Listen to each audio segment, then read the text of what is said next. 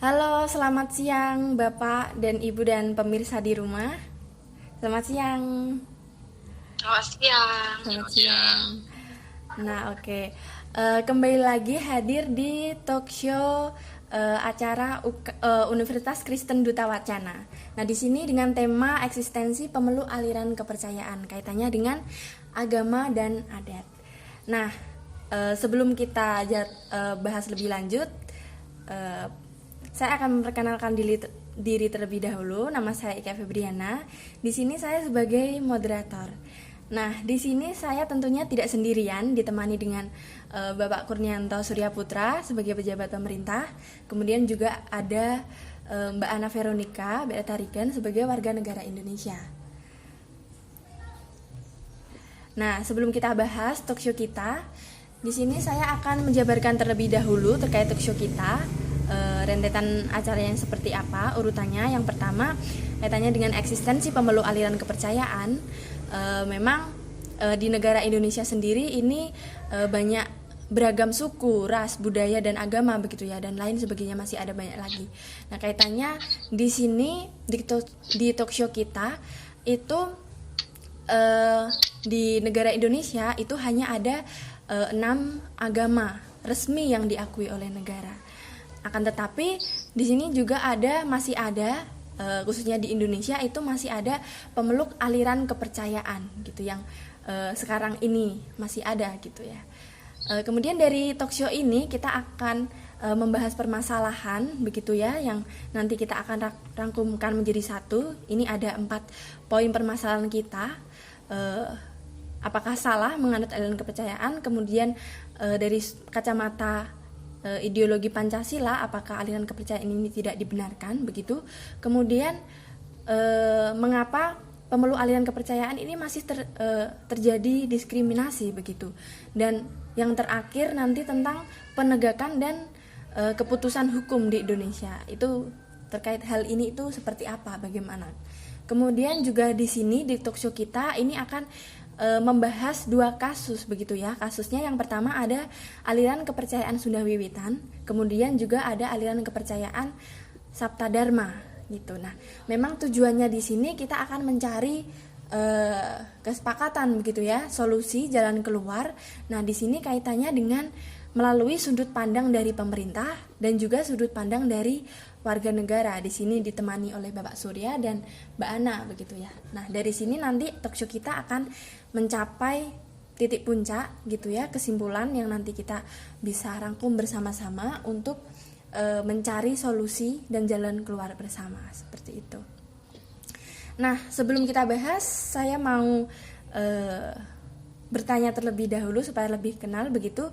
Kaitannya dengan Bapak Surya, mungkin bisa perkenalan terlebih dahulu, Bapak?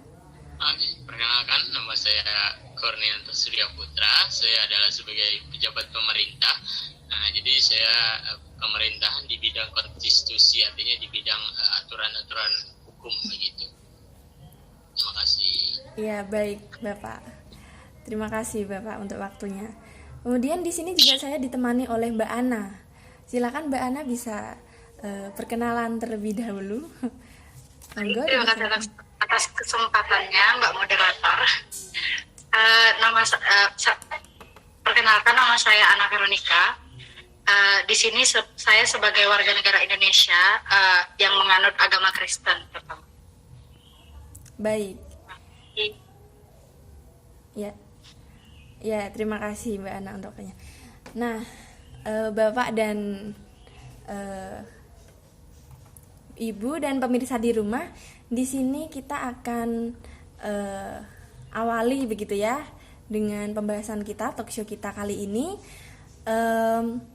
kaitannya dengan pemeluk aliran kepercayaan begitu ya, yang sekarang ini masih ada sampai saat ini, bahwa di Indonesia ini karena ada beragam suku, budaya, ras dan golongan, memang kaitannya dengan agama. Selain agama resmi yang diakui oleh hukum dan negara, memang masih ada pemeluk aliran kepercayaan begitu. Nah, di sini saya ingin bertanya kepada Bapak Surya dan Mbak Ana begitu, mengapa masih pemeluk aliran kepercayaan ini masih terjadi diskriminasi dan intoleransi begitu. Kaitannya dengan hal ini saya akan mengkaitkan dengan kasus yang saya baca begitu di artikel yang saya baca terkait dengan aliran kepercayaan Sunda Wiwitan dan aliran kepercayaan Sabta Dharma. Nah, di sini aliran Sunda Wiwitan itu mendapatkan diskriminasi dan intoleransi saat pembangunan makam seperti itu. Nah, jadi penganut aliran kepercayaan ini mereka itu ketika ingin membangun makam begitu di sesuai adat budayanya mereka begitu, ini mendapatkan diskriminasi dari pemerintah setempat begitu ya, dan juga warga setempat, yaitu di aliran kepercayaan Sunda Wiwitan ini mereka dilarang melakukan pembangunan makam. Padahal di sini mereka melakukan pembangunan makam. Di sini saya tampilkan sebentar. Nah, ini gambarnya di PPT bisa dilihat di sini. Mereka ingin melakukan pembangunan makam leluhur mereka begitu ya, salah satu anggota dari mereka, tetapi mendapat penolakan dari warga setempat begitu. Nah, di sini karena memang dinilai mereka tidak melakukan suatu izin terlebih dahulu dari pemerintah setempat begitu. Nah, akan tetapi di sini yang menurut artikel yang saya baca, di sini dijelaskan bahwa mereka ingin melakukan pemakaman itu sesuai dengan tanah milik mereka sendiri begitu. Padahal ini tanah milik mereka, sehingga mereka menganggap bahwa tidak memerlukan izin dari pemerintah begitu. Nah, yang kaitannya dengan kasus yang kedua itu aliran kepercayaan Sabta Dharma, itu juga terjadi penyerangan begitu, penyerangan tempat ibadah mereka. Di sini peristiwanya itu tempat mereka diserang dari oknum FPI begitu ya, Front Pembela Islam begitu di sini, karena memang di artikel yang saya baca ini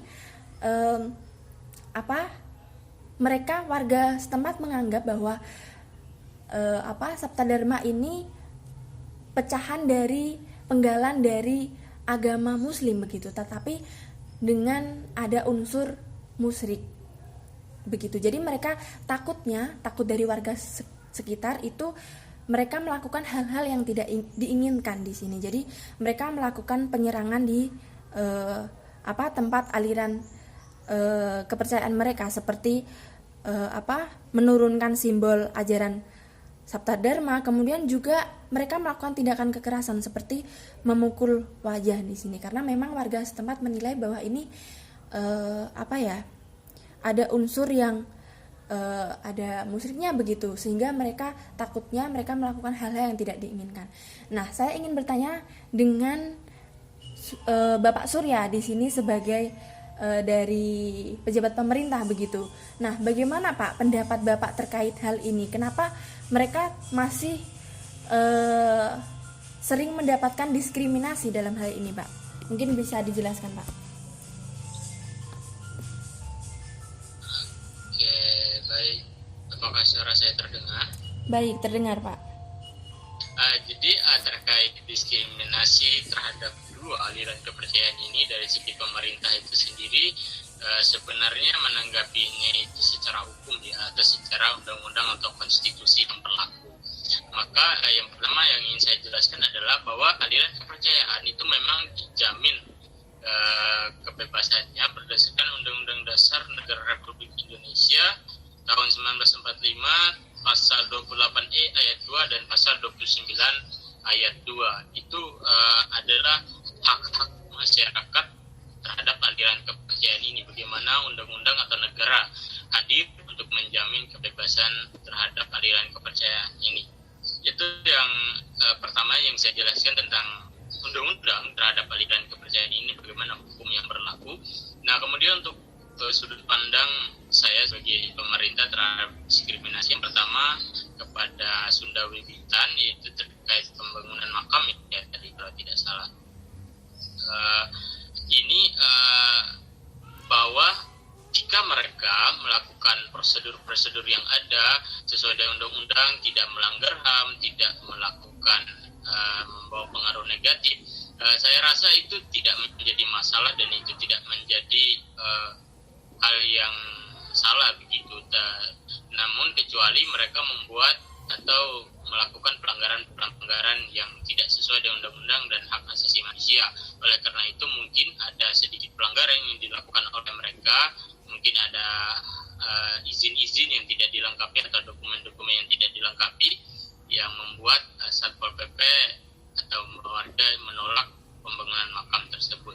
Nah, selanjutnya untuk Sabta Dharma tadi saya rasa itu sangat-sangat intoleran ya, bahwa sampai melakukan kekerasan terhadap penganut aliran kepercayaan apalagi FPI yang kita tahu mereka juga sudah dibubarkan secara hukum atau secara undang-undang oleh pemerintah begitu. Jadi saya rasa itu sangat-sangat tidak diindahkan hal-hal seperti itu. Jadi pemerintah akan hadir sesuai dengan konteksnya dan juga para penganut aliran kepercayaan berhak melakukan pengajuan tuntutan hukum atas hal tersebut. Begitu penjelasan dari segi pemerintah terhadap diskriminasi. Terima kasih. Baik Pak Surya, terima kasih jawabannya Pak, cukup jelas ya menurut saya dari penjelasan Bapak Surya. Nah di sini juga menurut Mbak Ana sendiri nih, Mbak Ana bagaimana terkait hal ini Mbak, dari pendapat Mbak Ana, kenapa memang di sini masih terjadi diskriminasi begitu ya terkait dengan pemeluk aliran kepercayaan? Jadi saya akan menjelaskan, benar seperti yang dibilang Bapak Surya tadi, terkait undang-undang itu sudah diatur ya di dalam pasal 28E ayat 1 dan 2, dan pasal 29 ayat 2 itu sudah dikatakan seperti yang dibilang Bapak Surya tadi.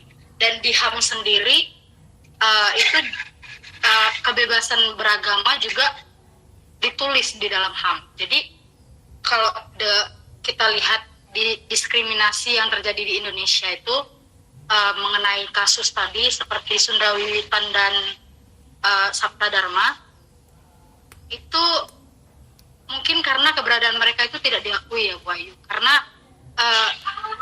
di dalam KTP ataupun KK-nya sendiri kita lihat di kasusnya ini bahwa agamanya itu dikosongkan atau di street ya.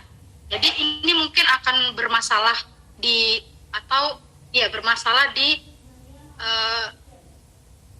mereka sendiri nantinya.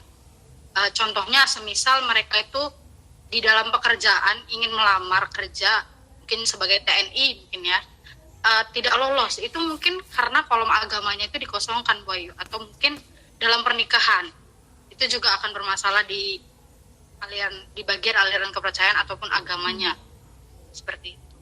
Baik, terima kasih. Ya, baik, terima kasih Mbak Ana ya penjelasannya. Nah, di sini saya juga ingin bertanya begitu ya terkait dengan bagaimana penegakan dan keputusan hukum di Indonesia sendiri khususnya terkait dengan pemeluk aliran kepercayaan ini. Ini mungkin lebih pertanyaannya ditujukan kepada Pak Surya begitu ya, sebagai dari pihak pemerintah begitu. Bagaimana Pak Surya? Mungkin bisa dijelaskan. Baik, terima kasih. Mungkin benar yang disampaikan oleh Ibu Ana tadi bahwa aliran kepercayaan ini awalnya itu tidak mendapatkan tempat secara maksudnya secara agama begitu, baik di KK atau keluarga mereka ataupun KTP elektronik dan dokumen-dokumen lainnya, karena agama yang diakui itu secara undang-undang bahwa hanya ada 6 agama yang diakui di Indonesia. Nah, kemudian keberadaan aliran kepercayaan ini seperti apa? Nah, sesuai dengan putusan MK, mungkin bisa di next slide ada yang saya kirimkan. Ini sesuai dengan putusan MK nomor 97 garing PUU strip 19 garing 2016 bahwa MK mengabulkan seluruh permohonan para pemohon dari penghayat kepercayaan terkait pencantuman kolom H, bahwa sesuai dengan putusan MK adalah putusan final dan inkrah, tidak bisa diganggu gugat, bahwa aliran kepercayaan juga berhak mendapatkan perlakuan yang adil dan perlakuan administratif yang jelas begitu. Jadi mereka sudah berhak menuliskan agama mereka atau aliran kepercayaan mereka di dokumen kependudukan, KTP elektronik, dan kartu keluarga, dan lain sebagainya. Jadi sesuai putusan MK ini bahwa pemerintah juga menindaklanjuti dengan Permendagri nomor 118 tahun 2017. Begitu Ibu Ayu, dan juga itu disahkan dan diperkuat oleh keputusan Presiden Joko Widodo. Mungkin bisa di next. Presiden Joko menerbitkan peraturan pemerintah nomor 40 tahun 2019 tentang pelaksanaan undang-undang nomor 23 tahun 2006 tentang administrasi kependudukan, dan juga diubah undang-undang nomor 24 tahun 2013 tentang perubahan atas undang-undang. Nah, ini adalah sebagai penguat bahwa secara administratif aliran kepercayaan itu berhak mendapatkan haknya sesuai dengan warga negara begitu. Jadi kebebasan mereka sesuai dengan, dari segi Pancasila ideologi juga itu tidak bisa kita melarang bahwa Pancasila menjamin kebebasan warga negaranya, ketuhanan Yang Maha Esa, keadilan sosial. Kita hanya bisa memberikan toleransi terhadap mereka. Dan juga catatan kepada aliran kepercayaan adalah pemerintah mengharapkan aliran kepercayaan memberikan pengaruh yang positif, membawa ke arah yang lebih baik, tidak membawa pengaruh-pengaruh yang negatif kepada masyarakat. Gitu. Terima kasih. Ya, baik, terima kasih. Terima kasih banyak kaitannya dengan jawaban dari Pak Surya ini. Mungkin sebelum saya tutup begitu ya, mungkin bisa di saran dari Ibu Ana begitu terkait saran kepada warga negara kita Indonesia begitu agar kita saling toleransi dan saling sikap menghargai. Itu mungkin saran dari Mbak Ana seperti apa gitu. Kalau saran saya ya Bu Ayu, dalam menganut agama ataupun aliran kepercayaan itu ada baiknya setidaknya kita tuh saling menghormati ataupun saling menghargai satu dengan yang lainnya, agar jalinan hubungan kita ini tidak terjadi masalah atau perbincangan ya, agar harmonis seperti itu. Baik, terima kasih. Iya baik, terima kasih untuk Bapak Surya dan Mbak Ana begitu. Terima kasih banyak untuk waktunya yang sudah diluangkan begitu dalam acara talk show Universitas Kristen Duta Wacana ini. Sangat menarik sekali ya pembahasan kita pada sore hari ini tentang eksistensi pemeluk aliran kepercayaan begitu, bahwa memang tadi yang sudah dijelaskan oleh Bapak Surya dan Mbak Ana begitu, memang di Indonesia sendiri itu sangat beragam suku, budaya dan lain sebagainya begitu ya. Tetapi dengan keberagaman inilah sebenarnya yang menjadi ciri khas kita begitu ya, untuk kita saling menghargai, bisa saling toleransi terhadap sesama begitu, dan ini malah yang bisa menjadikan kita tetap kuat dan tetap utuh di sini. Oke, terima kasih untuk waktunya Bapak Surya. Halo Bapak. Terima kasih. Iya, terima kasih Bapak dan Mbak Ana, terima kasih banyak sudah hadir di talk show pada siang hari ini. Oke, terima kasih banyak dan kami pamit undur diri. Sampai bertemu di lain kesempatan. Terima kasih.